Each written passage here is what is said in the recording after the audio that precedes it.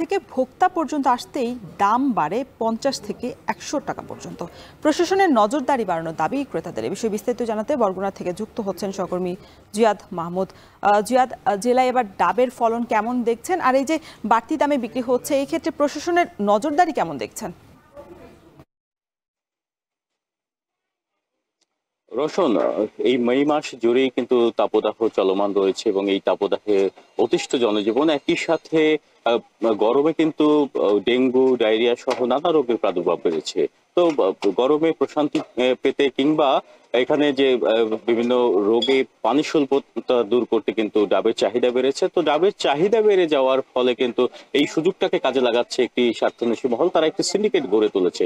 যেমন আপনাকে জানাই যে এই যে ডাব দেখছেন, এই ডাবের এখানে বিক্রি করা হচ্ছে 100-120 টাকা দরে, কোনো কোনো ক্ষেত্রে 150 টাকা দরেও কিন্তু বিক্রি করা হচ্ছে প্রতি পিস হিসেবে। তো সেখানে আমরা যদি একটু উৎপাদন পর্যায়ে যাই কিংবা প্রান্তিক পর্যায়ে যাই, সেখানে দেখা যায় যে যারা ঘুরে ঘুরে সিন্ডিকেটের সদস্য রয়েছেন, হকাররা যারা ডাব সংগ্রহ করেন গ্রাম থেকে, সেখানে একটি ডাব কিনতে, এই আকৃতি একটি ডাব কিনতে 35 থেকে 50 টাকা সর্বোচ্চ তাদের ব্যয় হয়। এবং সেখান থেকে যখন তারা শহরে নিয়ে আসেন, তাদের যে পরিবহন খরচ বাবদ আরো 5 টাকা যুক্ত করলে দেখা যায় যে 55 থেকে 60 টাকার মধ্যেই তাদের কেনা যায়। এবং তারা যদি মুনাফাও করতে চান তার সাথে আরো 10 টাকা যোগ করে, তাহলে কিন্তু 60 থেকে 70 টাকা তারা বিক্রি করেন। সেক্ষেত্রে দেখা যায় যে তারা এইখানেই কিন্তু 50 টাকা তারা মুনাফা করে ফেলছেন এই বরগুনা সদরের ক্ষেত্রে। যদি এখান থেকে যখন এই ডাবগুলো যখন ঢাকায় পাঠানো হয়, সেক্ষেত্রে কিন্তু একটি বড় সিন্ডিকেট কাজ করে। যেমন প্রান্তিক পর্যায় থেকে সিন্ডিকেট সদস্যরা তারা ডাব সংগ্রহ করে এখানে যে মহাজনী রয়েছে, গদি রয়েছে, সেই গদিগুলোতে দেন এবং সেখানে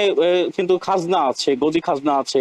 এবং সেখান থেকে যখন তারা নিয়ে যান, বিভিন্ন ধরনের তাদের কিন্তু তারা একটা সিন্ডিকেট করে অর্থগুলো লুফে নিচ্ছেন বলে জানান এখানকার ক্রেতারা। তো ঢাকা পর্যন্ত যেতে তাদের কিন্তু 80 টাকা পর্যন্ত খরচ হয় এবং সেখানে গিয়ে আরো 30 টাকা আড়তদারি খরচ বাবদ তাদের ব্যয় করতে হয় বলে তারা জানান। তো সর্বোচ্চ যখন এখানকার যারা ব্যবসায়ী তারা যখন ঢাকাতে একটি ডাব বিক্রি করেন, তারা কিন্তু 100 থেকে সর্বোচ্চ 110 টাকায় বিক্রি করে থাকেন বলে এখানকার ব্যবসায়ীরা আমাদের জানিয়েছেন। তো সেই ডাব অজানা কারণে কিন্তু ঢাকাতে যখন একজন ভোক্তা কিনছেন, তখন তাকে গুনতে হচ্ছে 150 থেকে 200 টাকা পর্যন্ত তাদেরকে কিন্তু গুনতে হচ্ছে।